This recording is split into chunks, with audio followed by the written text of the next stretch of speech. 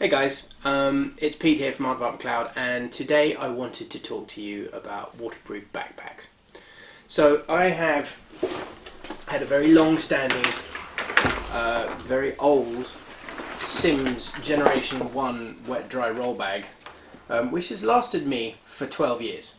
It's done a lot of different trips. As you can see, it's been held together with gaffer tape. It's probably done a couple more seasons than it should have done, but finally I'm afraid all the various parts of it are finally delaminating from the waterproof section, so therefore I'm afraid it's now not waterproof and pretty useless. So needed a new one. Now I've been hunting around to figure out which one I was going to replace it with. There's the Patagonia Stormfront, there's the new Sims models, there's the overboard bags, which are very, very good value for money. But my friend Alex Seams at Aardvark Tackle in Germany said I needed to try the new Thunderhead Submersible backpack from Fishpond. So he very kindly sent me one for me to test when I was heading out to Providence Atoll in the Seychelles. My first impressions of it, it's a great looking bag. So let's see how we get on with it.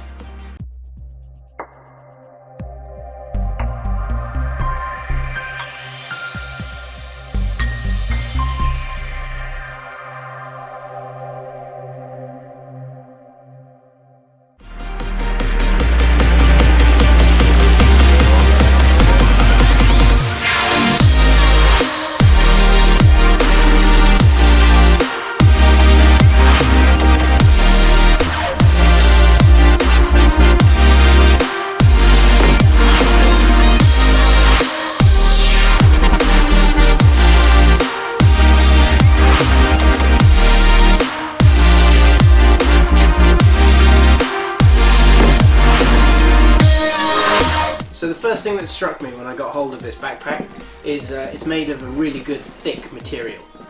What's put me off some of the other waterproof bags is they're not nearly as thick as the original one that I had.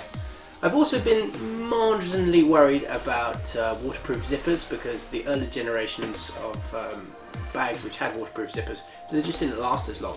However, I think that's come a very, very long way, and this one looks incredibly sturdy. The Thunderhead is Fishpond's latest generation of waterproof backpack, and to read from my little cheat sheet, it has a 1680D TPU coated recycled nylon outer shell, which is very, very tough, a fully waterproof TI zip closure on the main compartment. It's water resistant zipper closure on the front pocket, so water resistant, note, not waterproof. Most of the pockets that come on the front of these backpacks are not waterproof. That's something you should bear in mind when you select what you're going to put inside them. This bag does come with a hip belt, which I have removed immediately because I'm afraid I don't use them. But it is a removable hip belt which velcros in on the back here. So it goes in through there and you can just unvelcro it and pull it out. I think if you were going to do a sort of trek or something like that, where you need to maybe take more of the load around your waist, then it's going to be very, very helpful for that. The other thing that they've done with the hip belt is they've built in plier holders on the front of it, so your pliers can actually sit velcroed into a certain area on the belt, which is really good. But in the salt and for the stuff that I use these things for, I don't really want anything around my waist. It gets a bit hot, it gets a bit uncomfortable. I also just I'm not carrying that kind of weight, so I don't really need a hip belt. It's just also another thing for sort of fly line which is floating around in the water to get trapped in. It's got coated webbing, daisy chain and D-rung on front panel for various accessory attachments. So here they have built in their D-ring, their clips, so that you can take their various different packs and you can fit them straight in there, so the chest packs can fit directly onto the front and be great for a day's backpacking. Coated webbing pull tabs for opening the zip closures. So what they've done here, on all of the straps, they've actually coated them in plastic, which I was really impressed with. So all of the strap sections, which you can see all the way down the front here and the back, they're all completely plastic coated, which will make them much, much tougher, make them last much longer. The interior organisation, so they've got an interior organisation with one zippered pocket and one clear stash pocket for small gear. Now that looks really useful for things like mobile phones, You know what it's like when you have a big waterproof bag like this and you're scrummaging around trying to find what you need. There are a few small essentials which are really useful, and that pocket literally sits straight in the back of the backpack, which I hope you can see. Kind of, it's right here. You've got a clear one and a zipper one at the back, which works really, really well, and it's compatible with all of the other Fishpond products. So the one thing you will notice on this one is I have already modified this to take a camelback, a thermal camelback, and I do that with all of my waterproof packs because when I'm on the flats I need to have water. So actually, if you just check this link up here, then you'll see my video on how to install that, which is quite useful. And also the video also includes how you include a second rod carrier on all waterproof backpacks. So from that standing, my initial impression, it looks like a good bag. The zip closure is really tight, solid. It comes with some special grease which you put on the edge of the clip just to ensure its longevity.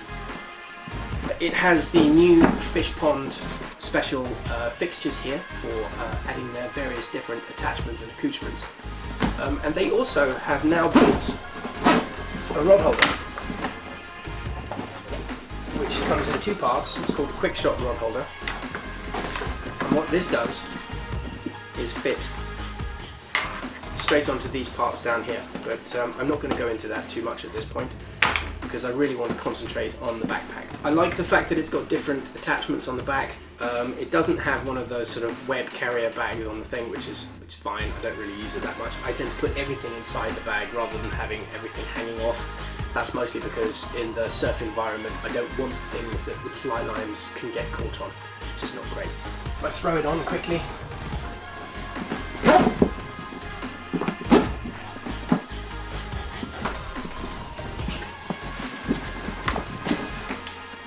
first thing that I notice is that the shoulder strap position is extremely comfortable. It's nice and high. The back of the backpack is actually form fitted and fits straight into the curvature of your back, which a lot of backpacks don't. So it's actually ergonomically fitted to the back.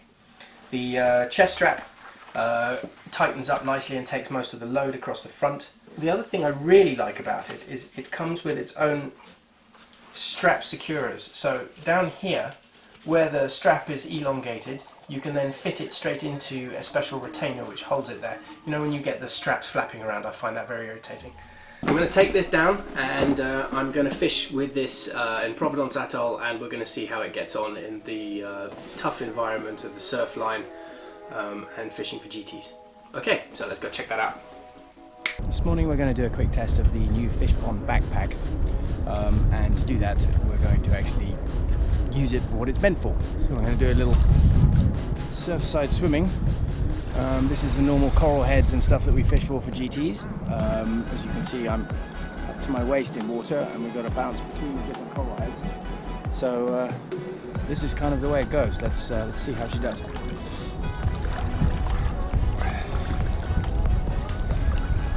Well, makes a pretty good flotation device.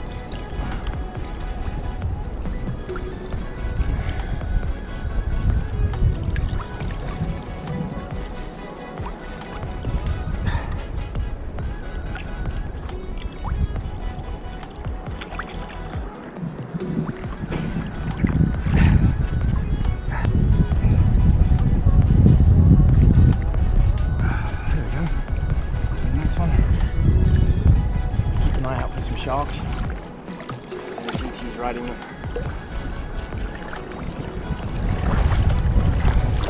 I actually think it's really good. The zip on it is waterproof.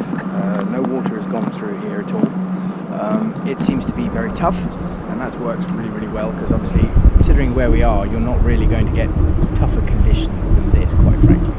Walking the surf line on Providence Atoll doesn't get any tougher than that for any equipment. A bit of weather coming in, but most of the time, you know, we're paddling. We've got to be able to make sure that your kit stays completely dry. You don't want all your flies getting wet and rusting. You also want to make sure that if you've got any camera equipment or anything like that in the back, it's going to stay dry. Well, it's been a bit of a tough morning, but we haven't seen that much. We've seen some really big fish. I really like the strapping system. The strapping system works really well. these extra straps work really well. They're very tough, they're stitched in properly. I've been hanging my camera bag off the front of this, so there's been quite a lot of weight pulling down, but so far none of the stitching is given. It's very tough. It's also extremely comfortable. It's a really comfortable backpack. On the shoulders, fits very nicely into the curve of the back. Been carrying quite a lot of weight here and walking through the surf line for a few days now, and so far no sore shoulders. All in all, yeah, and I'm really pleased. It's very good. I've now returned from Providence, and I have to say I was really impressed with this backpack. It has stood me in really good stead. It's not even fraying around the edges. I put it through some fairly heavy abuse. It makes an excellent flotation device, where a couple of times when I was swimming across things I could actually float almost across on my backpack. The little pouch on the outside, yes, it's not waterproof, but I found it incredibly useful for, you know, shoving things like lens cleaners, bits of tissue paper, lots of little Ziploc bags, you know, chewing gum, that kind of thing. Was really helpful for that, and I could get at it very quickly. The bag did not leak. That is really the whole function of one of these bags. I mean, even with my modification here, which is pretty watertight, but yes, it's not a manufacturer's modification, so you know there is that. But no, it didn't leak at all. It's still nicely covered in salt crust. So all in all, yeah, no, I'm really impressed with the Thunderhead Submersible, because I certainly did a lot of submersing in it. Maybe people don't spend quite as much time up to their necks in deep water wading as maybe sometimes we do on these trips. But it's a rough environment, and I need something which I can really depend on, especially if I've got my camera equipment in there. I was carrying around my DSLR quite often in the back. I want to make sure that that doesn't get wet, because obviously that's going to cost me an absolute fortune. And it carried everything I needed for the day, quite comfortably, in fact with plenty of space. I didn't feel that I was cramming anything into it. The zipper maintained its durability perfectly, and I was right, it is extremely comfortable, especially with this neoprene type foam back pad. It makes it really comfortable for wearing over long periods of time. You know, I was often wading for 2 or 3 hours. I was carrying a reasonable amount of load, spare rod on the side, and it coped with it absolutely beautifully. So I would highly recommend this bag. I really hope you found this video useful. If you did, then please like and subscribe to our YouTube channel, and I will look forward to seeing you in the next video. Thanks a lot. See you later.